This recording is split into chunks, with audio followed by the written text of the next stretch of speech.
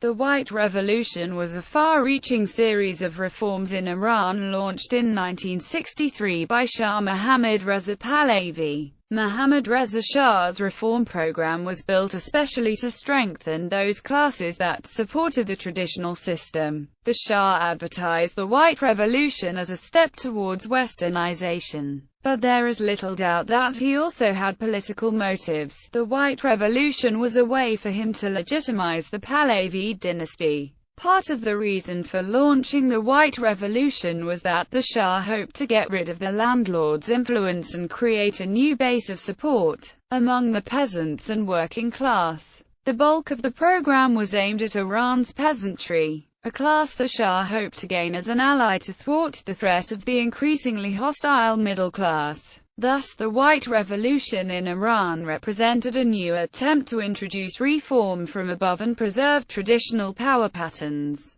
Through land reform, the essence of the White Revolution, the Shah hoped to ally himself with the peasantry in the countryside, and hoped to sever their ties with the aristocracy in the city. In order to legitimize the White Revolution, the Shah called for a national referendum in early 1963 in which 5,598,711 people voted for the reforms, and 4,115 voted against the reforms.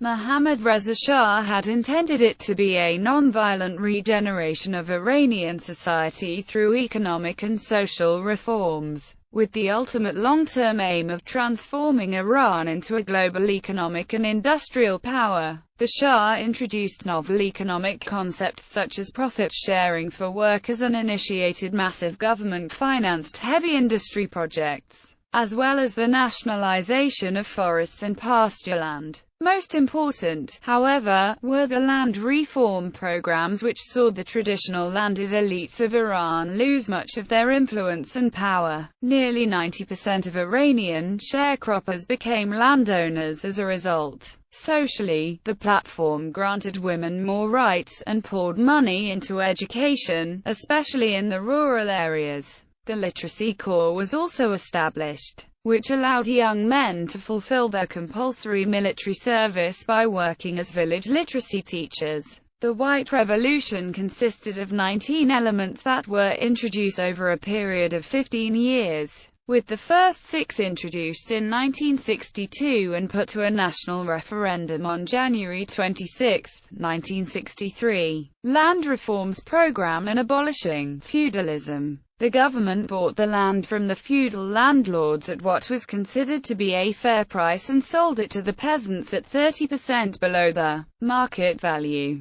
with the loan being payable over 25 years at very low interest rates. This made it possible for 1.5 million peasant families, who had once been little more than slaves, to own the lands that they had been cultivating all their lives. Given that the average size of a peasant family was 5, the land reforms program brought freedom to approximately 9 million people, or 40% of Iran's population. Nationalization of forests and pasturelands. Many measures were introduced not only to protect the national resources and stop the destruction of forests and pasturelands, but also to further develop and cultivate them. More than 9 million trees were planted in 26 regions, creating 70,000 acres of green belts around cities and on the borders of the major highways. Privatization of the government-owned enterprises, selling shares in manufacturing plants and factories to the public and the old feudal lords, thus creating a whole new class of factory owners who could now help to industrialize the country. Profit sharing for industrial workers in private sector enterprises, giving the factory workers and employees 20% share of the net profits of the places where they worked and securing bonuses based on higher productivity or reductions in costs. Extending the right to vote to women, who previously did not enjoy suffrage. This measure was criticized by some of the clergy. Formation of the literacy corps, so that those who had a high school diploma and were required to serve their country as soldiers could do so by fighting illiteracy in the villages. In 1963, approximately two-thirds of the population was illiterate, with one-third found mainly in the capital city of Tehran. Formation of the Health Corps to extend public health care throughout the villages and rural regions of Iran. In 3 years, almost 4,500 medical groups were trained, nearly 10 million cases were treated by the Corps. Formation of the Reconstruction and Development Corps to teach the villages the modern methods and techniques of farming and keeping livestock. Agricultural production between 1964 and 1970 increased by 80% in tonnage and 67% in value. Formation of the Houses of Equity, where 5 village elders would be elected by the villages, for a period of 3 years, to act as arbitrators in order to help settle minor offenses and disputes. By 1977 there were 10,358 houses of equity serving over 10 million people living in over 19,000 villages across the country. Nationalization of all water resources. Introduction of projects and policies in order to conserve and benefit from Iran's limited water resources. Many dams were constructed and 5 more were under construction in 1978. It was as a result of these measures that the area of land under irrigation increased from 2 million acres in 1968 to 5.6 million in 1977. Urban and rural modernization and reconstruction with the help of the Reconstruction and Development Corps. Building of public baths, schools and libraries, installing water pumps and power generators for running water and electricity. Didactic reforms that improved the quality of education by diversifying the curriculum in order to adapt to the necessities of life in the modern world. Workers' right to own shares in the industrial complexes where they worked by turning industrial units, with 5 years history and over, into public companies, where up to 99% of the shares in the state-owned enterprises and 49% of the shares of the private companies would be offered for sale to the workers of the establishment at first and then to the general public. Price stabilization and campaign against unreasonable profiteering. Owners of factories and large chain stores were heavily fined, with some being imprisoned and others' licenses being revoked. Sanctions were imposed on multinational foreign companies and tons of merchandise stored for speculative purposes were confiscated and sold to consumers at fixed prices. Free and compulsory education and a daily free meal for all children from kindergarten to 14 years of age. In 1978, 25% of Iranians were enrolled in public schools alone. In that same year there were 185,000 students of both sexes studying in Iran's universities. In addition to the above, there were over 100,000 students pursuing their studies abroad, of which 50,000 were enrolled in colleges and universities in the United States. Free food for needy mothers and for all newborn babies, up to the age of 2. Introduction of Social Security and national insurance for all Iranians. The national insurance system provided for up to 100% of the wages during retirement. Stable and reasonable cost of renting or buying of residential properties. Controls were placed on land prices and various forms of land speculation. Introduction of measures to fight against corruption within the bureaucracy. The Imperial Inspection Commission was founded, consisting of representatives from administrative bodies and people of proven integrity. Aftermath and unintended consequences. There was a minor industrial revolution during this period of reform. Port facilities were improved, the Trans-Iranian Railway was expanded, and the main roads connecting Tehran and provincial capitals were asphalted. Many small factories opened up specializing in clothing, food processing, cement, tiles, paper, and home appliances. Larger factories for textiles, machine tools, and car assembly were also opened. Educational institutions also grew after the launching of the White Revolution. Enrollment in kindergarten increased from 13,300 to 221,990, elementary schools from 1,640,000 to 4,080,000. Secondary schools from 370,000 to 741,000 and colleges from 24,885 to 145,210. Not only were new schools opening, but they were also instituting new educational policies designed to undercut clerical control over education and religious education. The Literacy Corps also helped raise the literacy rate from 26 to 42%. The White Revolution also included certain reforms of women's rights. Women gained the right to vote, to run for elected office and to serve as lawyers and later judges. The marriageable age for women was also raised to 15. What the Shah did not expect was that the White Revolution led to new social tensions that helped create many of the problems the Shah had been trying to avoid. The Shah's reforms more than quadrupled the combined size of the two classes that had posed the most challenges to his monarchy in the past, the intelligentsia and the urban working class. Their resentment towards the Shah also grew since they were now stripped of organizations that had represented them in the past, such as political parties, professional associations, trade unions, and independent newspapers. Land reform, instead of allying the peasants with the government, produced large numbers of independent farmers and landless laborers who became loose political cannons, with no feeling of loyalty to the Shah. Many of the masses felt resentment towards the increasingly corrupt government. Their loyalty to the clergy, who were seen as more concerned with the fate of the populace, remained consistent or increased.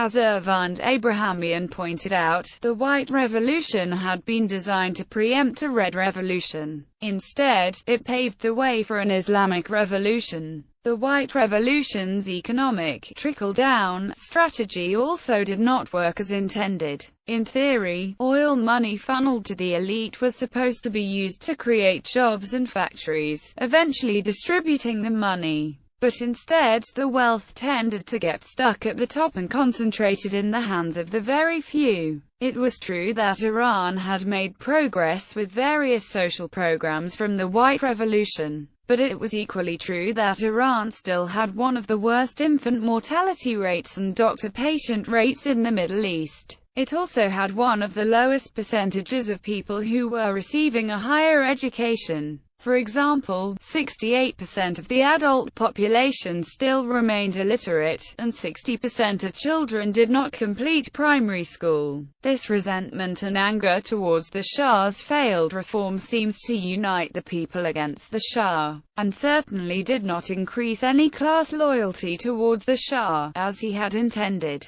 The most important and relevant consequence of the White Revolution and the reforms it brought was the rising popularity of Ruhollah Khomeini. Khomeini started out as a member of the clergy who followed the practice of quietism, not getting involved with the government or political affairs. With the growing perception of government corruption, and the implementation of reforms through the White Revolution, Khomeini grew to be an outspoken political enemy of the Shah. The White Revolution was the catalyst for Khomeini's change in thought. Once Khomeini, as a respected member of the clergy, started to openly oppose the Shah and call for his overthrow, people of all different professions and economic status began to see him as a figure to rally behind. Though the White Revolution contributed towards the economic and technological advancement of Iran, the failures of some of the land reform programs and the partial lack of democratic reforms,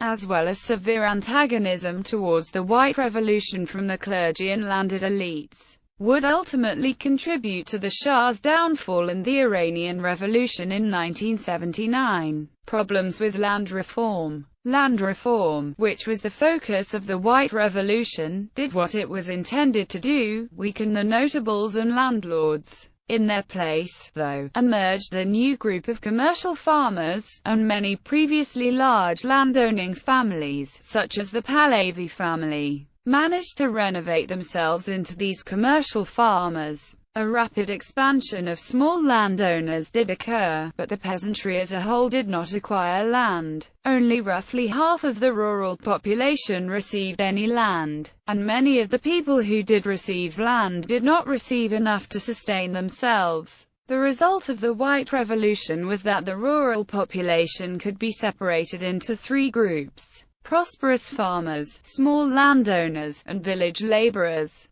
The first group was the only group to really benefit from the land reforms, and this group consisted of former village headmen, bailiffs, and some former landlords. The second group consisted of sharecroppers who received no more than 10 hectares of land. Most of these people ended up trading their land in for shares in state cooperatives. The last group received no land at all, and survived as farmhands, laborers, or shepherds. Many of them migrated to urban centers for work. Criticism. The White Revolution received most of its criticism from two main groups: the clergy and the landlords. The landlords were angry about the land reforms because their land was bought by the government and then sold in smaller plots to the citizenry at a lower price. They also did not appreciate the government undercutting their authority when it came to dealing with peasants or land laborers. The powerful Shia clergy were also angered at the reforms that removed much of their traditional powers in the realms of education and family law, as well as lessening their previously strong influence in the rural areas. A large percentage of the upper echelon of the clergy came from landowning families, deeply affected by the reform, and much absentee rent income went directly to the clergy and their institutions. The rents from an estimated 10,000 villages whose rents helped finance the clerical establishment were eligible for redistribution. The group, or more appropriately, the man who most openly opposed the White Revolution and the Shah himself, was Ruhollah Khomeini. Although the clergy in Iran were not happy about many aspects of the White Revolution, such as granting suffrage to women, and the secular local election bill as well as land reforms, the clergy as a whole were not actively protesting. Khomeini, on the other hand, seemed to undergo a serious change of thought from the traditional role and practices of Shiite clergy, and actively spoke out against the new reforms in the Shah. Khomeini's famous speech at Fizia School in June 1963 spoke out against the Shah's brutality towards student protests, and for the first time, it was a speech attacking the Shah as a person. This speech did lead to Khomeini's exile, but being outside of Iran did not stop Khomeini's protests, nor did it weaken his influence inside Iran.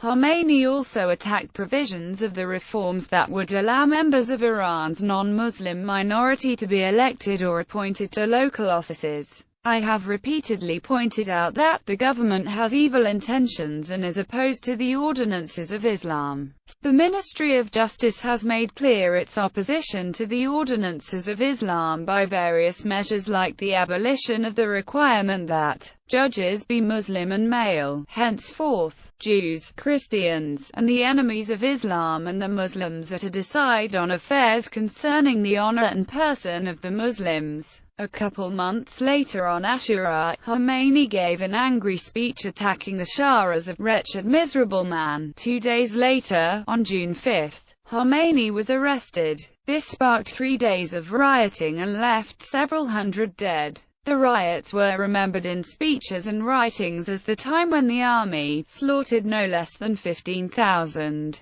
Khomeini was released from house arrest in April 1964 but sent into exile that November. Bibliography: Maki, Sandra, The Iranians, Persia, Islam and the Soul of a Nation, Dutton, Amonit, Dominic P. The Historical Roots of the Persecution of the Babis and Baha'is in Iran, in Brookshaw, Faisal, Sina B. The Baha'is of Iran. Socio-Historical Studies, New York, New York. Routledge, ISBN 0-203-00280-6. Mimen, Mujan, Conspiracies and Forgeries. The attack upon the Baha'i community in Iran, Persian Heritage 9. 27-29. Sanazarian, Ali's, Religious Minorities in Iran, Cambridge. Cambridge University Press, ISBN 0-521-77073-4. Chehabi, H.E. Anatomy of Prejudice, in Brookshaw, Dominic P. Faisal, Sina B. The Baha'is of Iran. Socio-Historical Studies, New York, New York.